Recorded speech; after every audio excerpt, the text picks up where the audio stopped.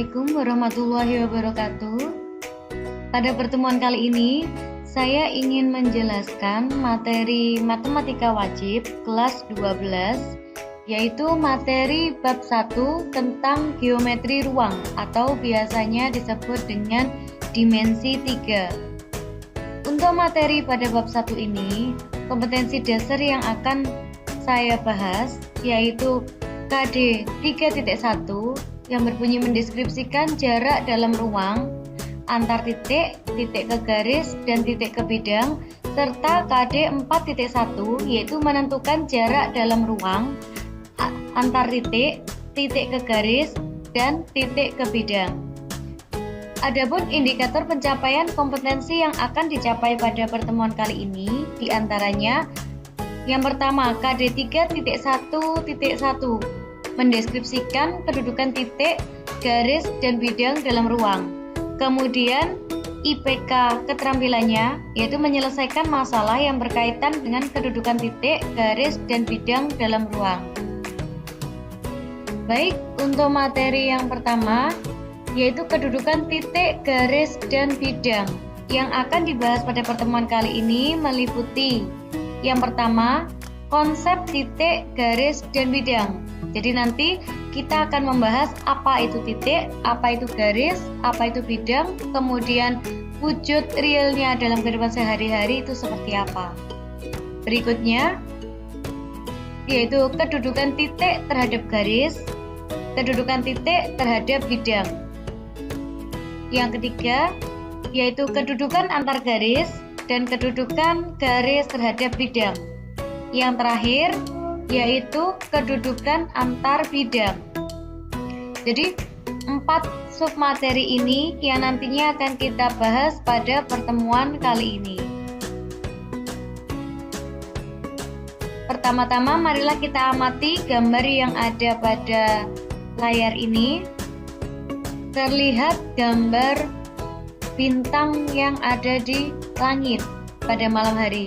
Sering kita melihat banyaknya bintang yang ada di langit di malam hari ketika langit tidak terlihat mendung. Nah, ini adalah salah satu wujud nyata titik dalam kehidupan sehari-hari yang biasanya titik itu terlihat seperti nota atau hanya tanda bulatan. Jadi wujud titik dalam kehidupan sehari-hari bisa kita lihat salah satunya yaitu dengan tampilan bintang yang ada di langit. Jadi konsep titik itu yang seperti apa? Untuk konsep titik di sini biasanya titik itu dilambangkan oleh tanda nota atau silang. Dan ketika kita menuliskan sebuah titik, maka nantinya kita harus menggunakan huruf kapital. Sebuah titik di sini definisinya yaitu merupakan suatu tempat atau posisi dalam ruang di mana titik tersebut memiliki ukuran yang tak terhingga kecilnya. Dalam geometri ruang, di sini saya beri contoh untuk bangun ruang kubus, yaitu kubus ABCD EFGH. Yang disebut dengan titik, di sini salah satunya ada titik D. Kemudian mungkin saja bisa kalian mencari titik-titik yang lain, yaitu misalkan titik A, titik B, titik C, titik F, dan seterusnya. Atau mungkin dengan cara membuat dua buah garis yang saling berpotongan, seperti ini. Garis EG dan FH yang saling berpotongan di satu titik, di sini saya beri nama titik P. Nah, kemudian pernahkah kalian juga menjumpai gambar yang seperti ini? Tampilan kabel listrik yang biasanya ada di pinggir jalan. Nah, kabel-kabel ini yang ada di tiang listrik, ini adalah salah satu wujud nyata dari garis dalam kehidupan sehari-hari. Jadi, untuk konsep dari garis yaitu himpunan titik-titik yang berderet dan panjangnya tak terbatas. Jadi di sini garis itu tidak akan memiliki lebar. Kumpulan dari titik-titik yang berderet akan membentuk sebuah garis. Nah, di sini dalam pemberian nama sebuah garis dapat ditulis dengan menggunakan huruf non-kapital. Terserah menggunakan huruf abjad apapun yang jelas bukan huruf kapital. Nah, sebagai contohnya, tetap pada kubus ABCDEFGH, salah satu garis bisa kita tulis sebagai garis AB. Kemudian misalkan sebut lagi garis EC. Kemudian garis AH. Nah, pada kubus ABCDEFGH, ketiga garis tersebut memiliki nama. Yang pertama untuk garis AB, di sini kita sebut sebagai rusuk. Rusuk pada kubus ABCDEFGH. Kemudian garis yang kedua yaitu garis EC. Kita biasanya menamai garis ini sebagai diagonal ruang. Kemudian garis yang ketiga yaitu AH. AH biasanya dinamakan dengan diagonal bidang. Jadi garis-garis ini khusus pada kubus memiliki nama tersendiri. Baik, yang berikutnya yaitu gambar atau ilustrasi sebuah ruangan yang masih kosong, belum ada perabotannya dan hanya terlihat dinding-dinding yang saling membatasi. Nah, ilustrasi ini merupakan salah satu bentuk nyata dari bidang yang posisinya mungkin di sini terlihat saling berpotongan. Ini adalah salah satu dari sekian banyak contoh kedudukan bidang yang nanti akan kita pelajari dalam kehidupan sehari-hari. Jadi ini adalah konsep bidang dalam kehidupan sehari-hari. Nah, jadi yang dimaksud dengan bidang itu apa? Bidang itu merupakan suatu himpunan dari garis-garis yang berderet secara rapat dan panjangnya tak terbatas. Di sini, bidang itu wujudnya adalah bidang datar yang nantinya memiliki ukuran panjang dan lebar. Dan di sini bisa juga panjang dan tinggi atau lebar dan tinggi. Jadi untuk konsep bidang itu adalah bidang datar. Kemudian umumnya juga wakil dari sebuah bidang dapat berbentuk jajar genjang atau persegi panjang. Itu yang umumnya digambar dalam beberapa ilustrasi untuk bidang. Pada bangun kubus ABCDEFGH, salah satu wujud bidang di sini salah satunya yaitu bidang ADHE. Selain itu ada juga bidang BDHF. Nah, masih banyak lagi bidang-bidang yang bisa disebutkan dalam kubus ABCDEFGH. Nah, itu tadi mengenai konsep titik, garis, dan juga bidang. Jadi sekarang kalian sudah bisa mengetahui apa itu yang dimaksud dengan titik, garis, bidang, kemudian bagaimana pula contohnya pada kehidupan sehari-hari dan juga pada bangun ruang, khususnya pada kubus ABCDEFGH. Materi berikutnya yaitu setelah kita mengetahui konsep titik, garis, dan bidang, maka sekarang kita akan belajar mengenai kedudukan titik, garis, dan bidang. Yang pertama yaitu kedudukan titik dalam ruang. Nah, untuk kedudukan titik dalam ruang, di sini ada dua sub materi. Yang pertama, kedudukan titik terhadap garis.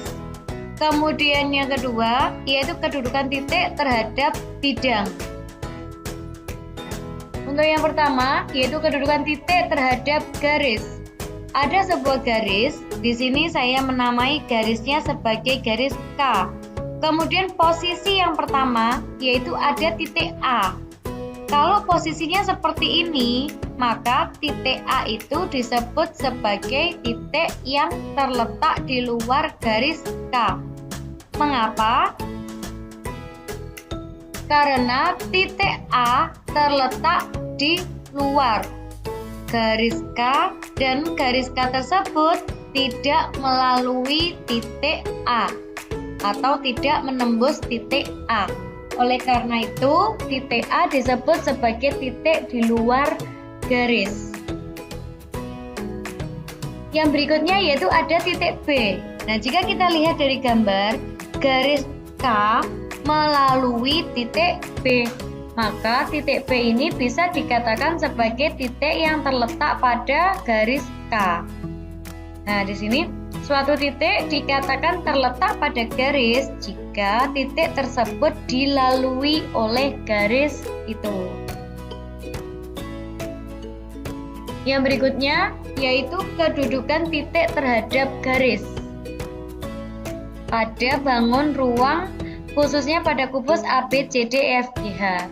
Nah, sebagai contoh, ada kubus A, B, C, D, E, F, G, H. Kemudian ada garis yang di sini diagonal bidang yaitu EG dan HF yang saling berpotongan di titik P.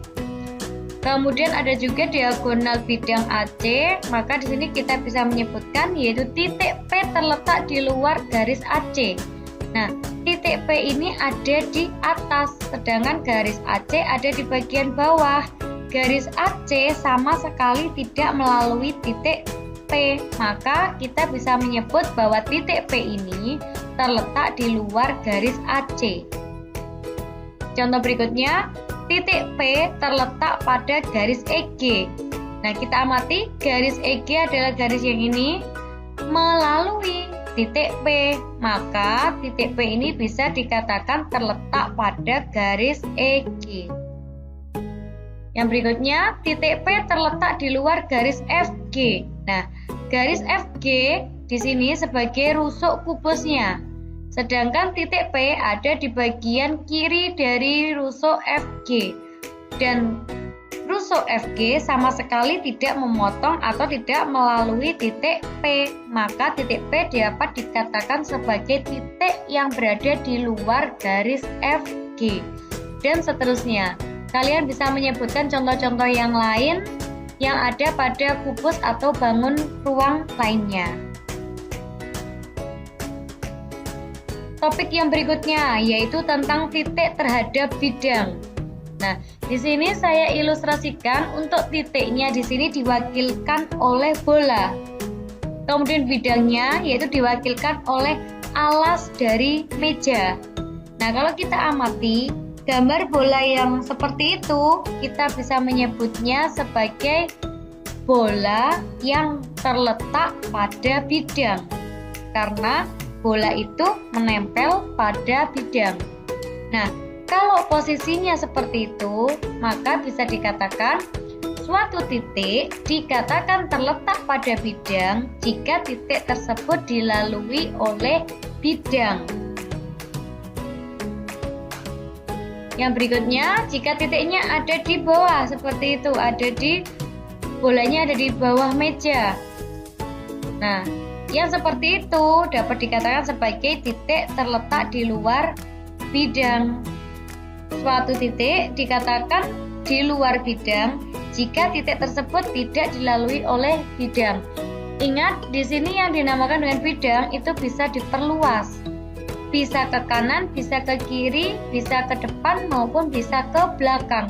Jadi ketika bidang itu diperluas dan bidang itu sama sekali tidak menyentuh suatu titik, maka dapat dipastikan bahwa titik tersebut berada di luar bidang. Sebagai contoh, untuk kedudukan titik terhadap bidang pada bangun ruang kubus. Di sini untuk garis atau diagonal bidang EG dan HF yang saling berpotongan di titik P, kita bisa membuat contoh. Yang pertama, titik P terletak di luar bidang ABCD. Kita amati, bidang ABCD itu adalah bidang alas kubus. A, B, C, D ada di bagian bawah, sedangkan titik P ada di bagian atas. Ketika bidang ini saya perluas ke kanan, atau saya perluas ke kiri, atau ke depan, atau ke belakang, sama sekali tidak akan memotong atau melalui titik P. Oleh karena itu, titik P dikatakan terletak di luar bidang ABCD. Kemudian contoh yang kedua, di sini titik E terletak pada bidang ACGE. Titik E. Nah, di sini titik E. Titik E terletak pada bidang ACGE. Kita lihat lagi bidangnya ACGE. Nah, di sini. Karena bidang ini melalui titik E, atau kata lainnya adalah titik E termuat dalam bidang ACGE, maka titik E dapat dikatakan terletak pada bidang ACGE. Nah, trik cepatnya untuk mengetahui titik tersebut terletak pada bidang itu atau tidak, salah satunya adalah dengan melihat penamaan dari bidang. Nah, penamaan dari bidang seperti yang contoh pertama, yaitu ABCD. Ternyata di sini tidak memuat huruf P, maka mau tidak mau kita harus menggambar atau melihat dari ilustrasi yang sudah disertakan pada soal. Nah, kalau kondisinya seperti contoh yang kedua, yaitu di bidangnya ACGE, yang akan dicek adalah titik E, dan pada bidang itu termuat huruf E, maka pastilah titik ini terletak pada bidang. Nah, itu adalah salah satu trik biar kita cepat untuk menentukan kedudukan titik terhadap bidang. Jadi kesimpulannya untuk konsep titik, di sini kedudukan titik terhadap garis ada dua, yaitu titik terletak pada garis dan titik terletak di luar garis. Jadi posisinya hanya ada dua. Kemudian untuk kedudukan titik terhadap bidang itu juga ada dua. Yang pertama, titik terletak pada bidang. Yang kedua, yaitu titik terletak di luar bidang. Bagaimana untuk kedudukan titik terhadap garis dan juga titik terhadap bidang? Apakah sudah paham? Kalau misalkan masih belum paham, silakan untuk mencari referensi yang lain, bisa dari internet, bisa dari buku paket, modul, atau yang lainnya yang bisa membantu untuk memahami kedudukan titik terhadap bidang maupun titik terhadap garis. Kemudian yang berikutnya, yaitu kedudukan garis dalam ruang. Sekarang kita akan berbicara mengenai kedudukan garis. Nah, ada berapa kedudukan garis dalam ruang? Ternyata di sini kedudukan garis ada dua, yaitu kedudukan antar garis, bisa dua atau lebih dari dua garis. Kemudian yang berikutnya yaitu kedudukan garis terhadap bidang. Nah, kita masuk yang pertama, yaitu kedudukan antar garis.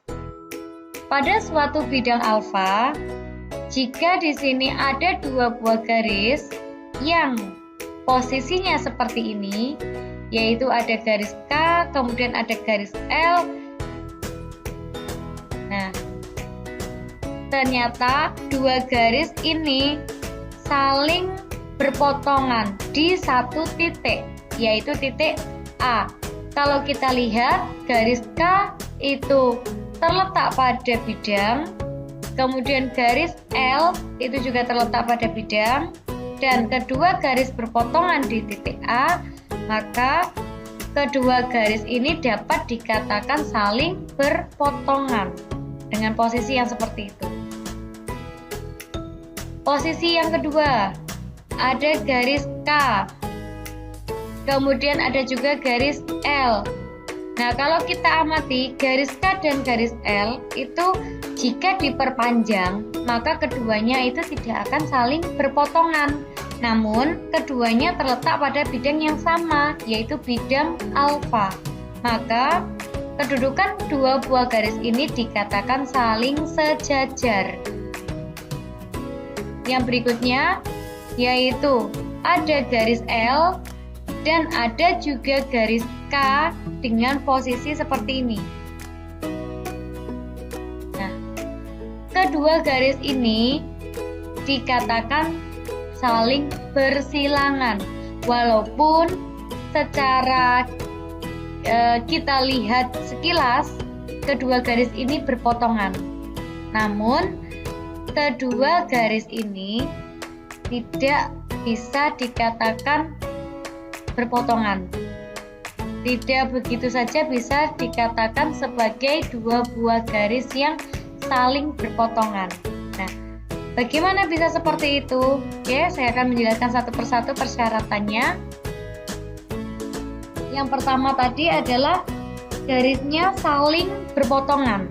Nah, dua buah garis yang saling berpotongan itu boleh dikatakan saling berpotongan jika yang pertama, kedua garis itu terletak pada bidang yang sama. Kemudian syarat yang kedua, yaitu keduanya harus memiliki titik persekutuan atau titik potong. Nah, jika salah satu saja tidak terpenuhi, maka kedua garis tersebut tidak bisa dikatakan tidak dapat dikatakan sebagai dua garis yang saling berpotongan. Jadi dua syarat itu harus terpenuhi, yaitu terletak pada bidang yang sama dan memiliki titik potong. Sebagai contoh, pada kubus ABCDFGH ada garis AB, kemudian ada garis BC. Seperti ilustrasi yang berwarna hijau itu ya garisnya. Garis AB dan garis BC adalah dua buah garis yang saling berpotongan. Kenapa? Karena kedua garis ini bisa kita tentukan titik potongnya, yaitu titik B.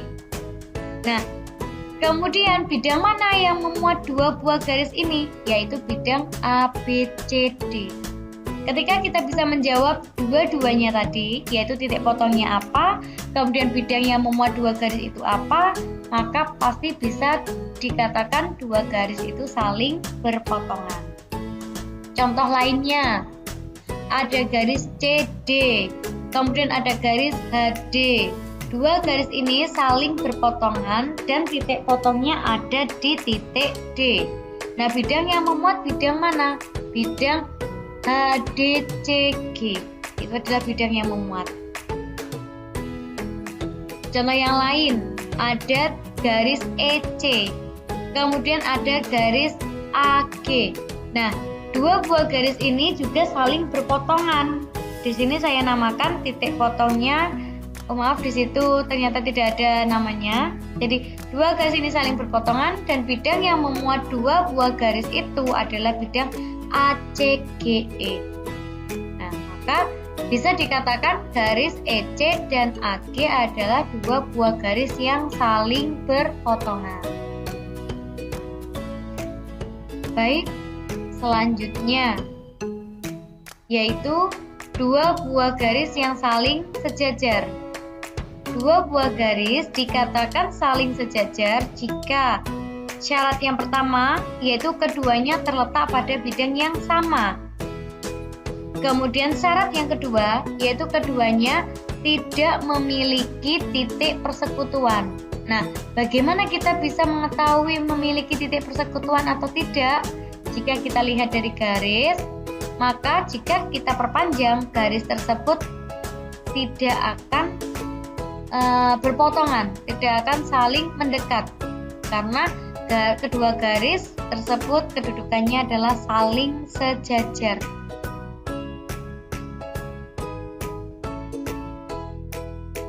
Oke, sebagai contoh, yaitu ada garis AB, kemudian ada garis DC.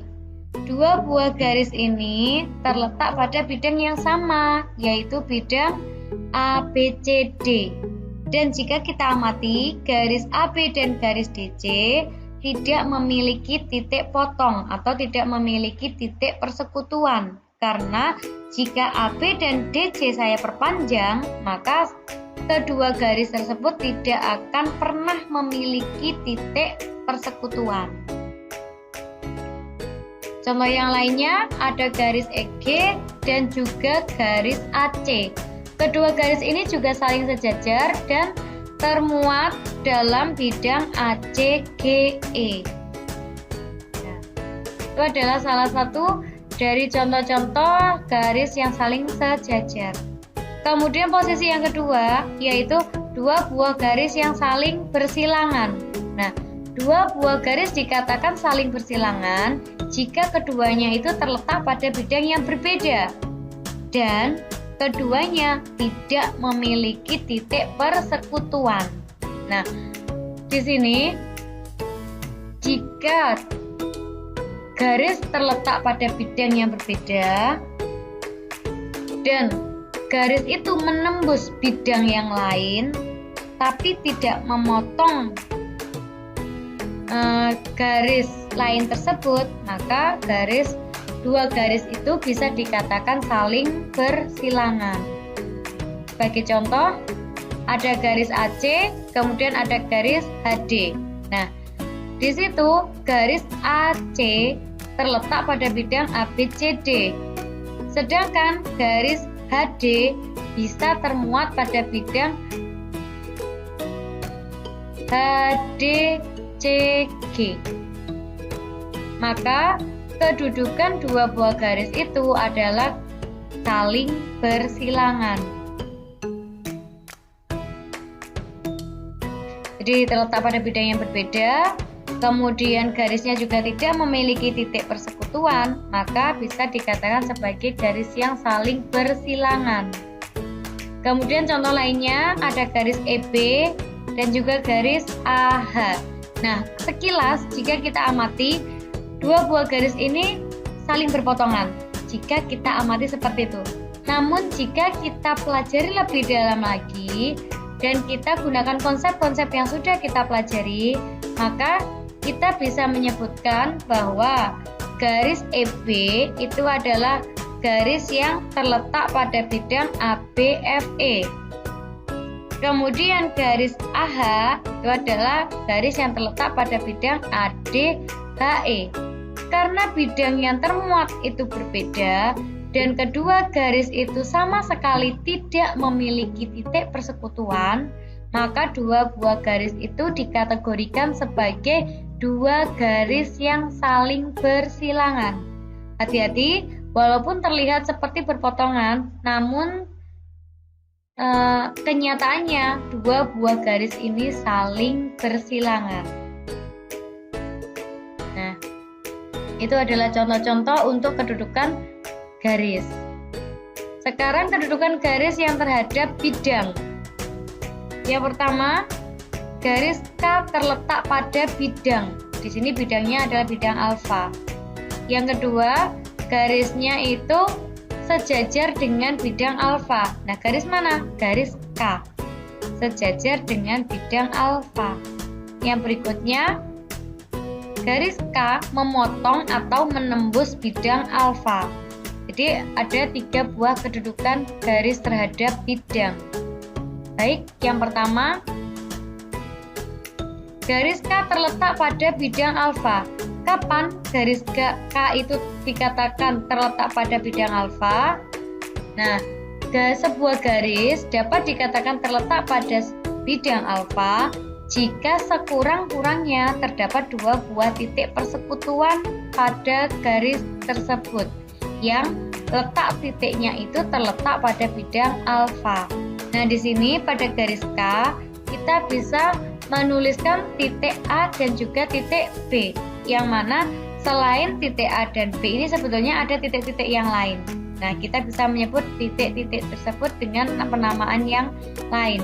Karena kita bisa menyebutkan minimal 2 buah titik, maka garis K ini bisa dikatakan terletak pada bidang alfa. Nah, sekarang kita terapkan pada kubus. Ada garis EC, kemudian garis EC terletak pada bidang ACGE.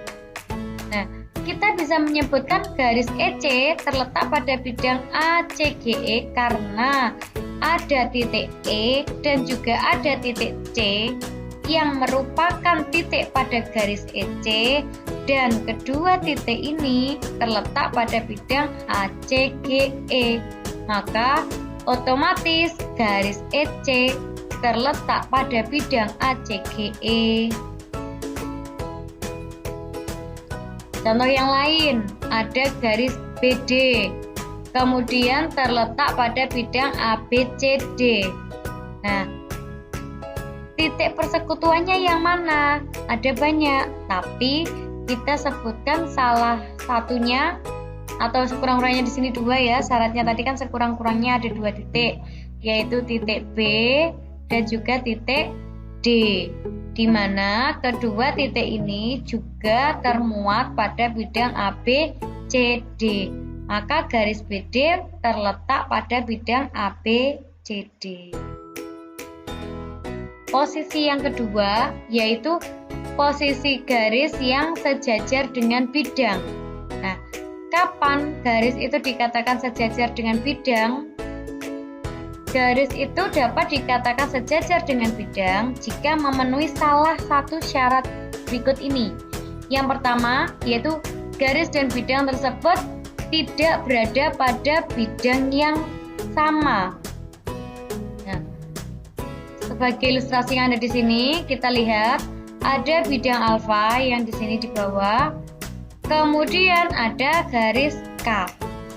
Garis K dan juga bidang alfa ini terletak pada bidang yang berbeda. Untuk garis K ada di bagian atas bidang alfa. Jadi garis K ini bisa dikatakan sejajar karena di sini pada bidang alfa ada garis L yang termuat pada bidang alfa dan garis L ini sejajar dengan garis K. Maka kesimpulannya garis K ini sejajar dengan bidang alfa. Syarat yang kedua yaitu garis dan bidang tidak mempunyai titik persekutuan. Nah, di sini berarti garis K tidak menembus atau tidak memotong bidang alfa. Syarat yang ketiga yaitu garis tersebut sejajar dengan garis yang lain yang terletak pada bidang tersebut. Nah, di sini diilustrasikan untuk garis K dan juga garis L yang saling sejajar. Pada kubus ABCDEFGH ada garis ED, kemudian ada bidang BCGF. Apakah kedua garis ini saling sejajar? Jawabannya adalah iya, karena kita bisa menunjukkan sebuah garis yang terletak pada bidang BCGF yang juga sejajar dengan garis ED, yaitu garis FC. Ya, jadi FC dan ED itu dua buah garis yang saling sejajar. Dan ED itu bukan terletak pada bidang BCGF, maka kedua garis yang tadinya sejajar, maka garis ED juga sejajar dengan bidang BCGF. Posisi yang kedua yaitu garis K yang menembus bidang alfa. Kalau dikatakan menembus, maka pasti akan ada yang namanya titik potong atau titik persekutuan. Pada ilustrasi ini, titik potongnya adalah titik A. Sebuah garis K dikatakan memotong atau menembus bidang alfa jika garis K itu tidak terletak pada bidang alfa dan tidak sejajar dengan bidang alfa. Kalau ada kata-kata tidak sejajar, maka nanti pasti akan memotong, karena lawan dari sejajar itu adalah memotong. Nah, pada kasus ini, garis K dan juga bidang alfa itu mempunyai titik persekutuan atau memiliki titik potong, atau bisa juga dikatakan memiliki titik tembus, yaitu titik A. Jika pada kubus, kita bisa memberikan contoh yaitu pada garis HD. Dan HD ini kedudukannya terhadap bidang ABCD yaitu menembus atau memotong. Nah, titik persekutuannya yang mana? Titik persekutuan atau titik tembusnya yaitu titik D. Baik, untuk yang topik kedua, kesimpulannya yaitu kedudukan antar garis itu ada 3, Yang pertama, kedudukan dua buah garis yang saling berpotongan. Yang kedua yaitu garis yang saling sejajar. Dan yang ketiga yaitu garis yang saling bersilangan. Kalau untuk kedudukan antara garis dan bidang ada 3 juga. Yang pertama, garis terletak pada bidang. Yang kedua yaitu garis sejajar dengan bidang. Dan yang ketiga yaitu garis menembus bidang. Jadi harus betul-betul dipahami bagaimana posisi objek yang akan kita amati, baik itu titik, garis, ataupun bidang. Topik selanjutnya yaitu kedudukan bidang dalam ruang. Dalam hal ini, kedudukan bidang dalam ruang hanya ada kedudukan antar bidang. Jadi bidang dengan bidang bisa lebih dari 2 buah bidang. Yang pertama, dengan ilustrasi gambar yang seperti ini, ada 2 buah bidang, yaitu bidang alfa dan juga bidang beta.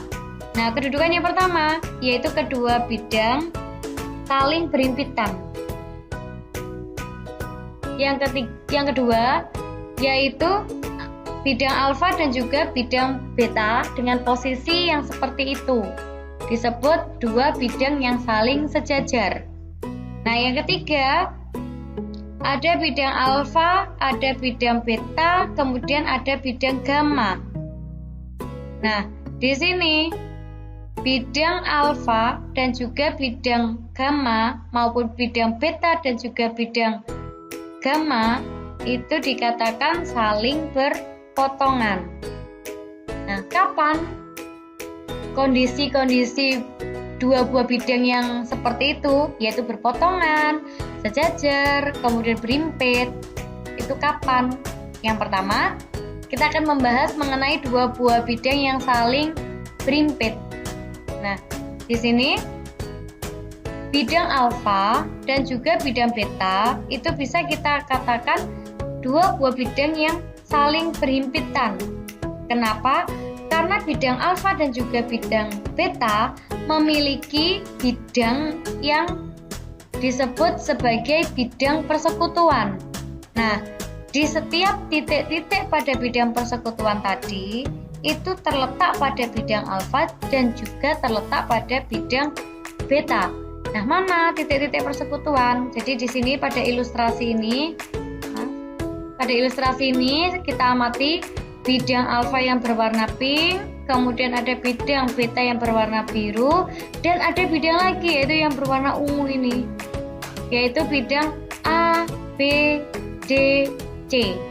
Nah, untuk bidang ungu ini disebut sebagai bidang persekutuan. Dan titik A, B, C, D adalah titik persekutuan antar 2 bidang, yang mana titik A, B, C, D itu terletak pada bidang alfa dan juga terletak pada bidang beta. Maka gambar di samping dapat kita katakan bahwa bidang alfa dan bidang beta itu adalah 2 buah bidang yang saling berhimpit. Kedudukan yang kedua yaitu 2 buah bidang yang saling sejajar. Nah, di sini ada 2 buah kasus seperti gambar yang ada di kiri dan gambar yang ada di kanan. Nah, bagaimana untuk kasus yang pertama? Untuk kasus yang pertama, yaitu 2 buah bidang dikatakan sejajar jika 2 garis yang saling berpotongan pada bidang alfa sejajar dengan 2 buah garis yang saling berpotongan juga pada bidang beta. Jadi di sini ada garis M dan N pada bidang alfa. Kedua garis ini saling berpotongan. Kemudian ada juga garis K dan L yang ada di bidang beta. Nah, kedua garis ini saling berpotongan dan keduanya ini saling sejajar, maka pastilah bidang alfa dan beta itu juga bidang yang saling sejajar. Nah, itu maksud dari kasus yang pertama. Untuk kasus yang kedua, yaitu jika titik P dan titik H terletak pada bidang beta dan kedua titik tersebut memiliki jarak yang sama pada bidang alfa, maka kedua bidang, yaitu bidang alfa dan beta, dapat dikatakan saling sejajar. Jadi itu adalah dua kasus untuk kedudukan dua buah bidang yang saling sejajar.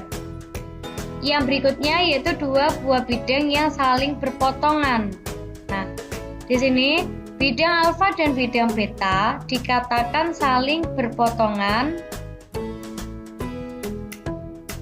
jika antara bidang alfa dan bidang beta tidak sejajar dan kedua bidang tersebut memiliki persekutuan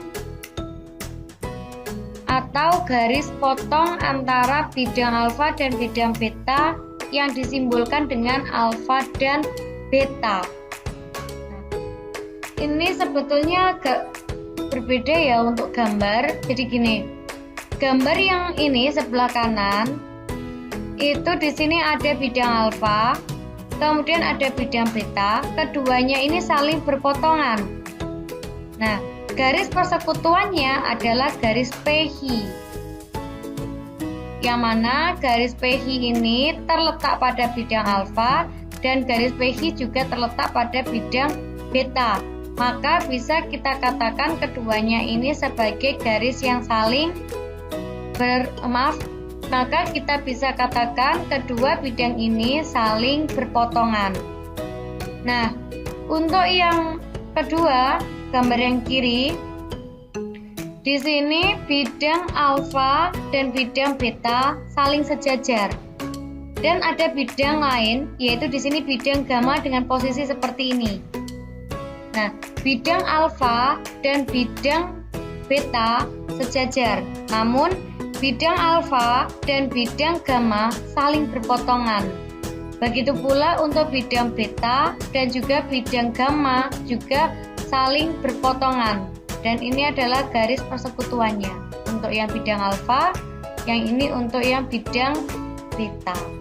Jadi dua buah bidang yang saling berpotongan itu pasti akan memiliki sebuah garis persekutuan. Jadi ketika kalian bisa menyebutkan garis persekutuannya, maka pastilah kedua bidang itu dikatakan saling berpotongan. Kesimpulannya, kedudukan antar bidang ada 3. Yang pertama, kedua bidang itu saling berpotongan. Yang berikutnya yaitu saling sejajar. Dan yang terakhir yaitu saling berhimpit. Nah, itu semua adalah materi yang kita pelajari hari ini. Jadi sekarang kita sudah mengerti apa itu yang dimaksud dengan titik, apa yang dimaksud dengan garis, kemudian bidang, kemudian bagaimana contohnya, kemudian bagaimana juga kedudukan titik, garis, dan bidang. Maka sekarang kita tinggal mengasah kemampuan dan pemahaman kita tentang kedudukan titik, garis, dan bidang. Terima kasih telah menyimak video pembelajaran ini. Jangan lupa tetap semangat untuk belajar. Wassalamualaikum warahmatullahi wabarakatuh.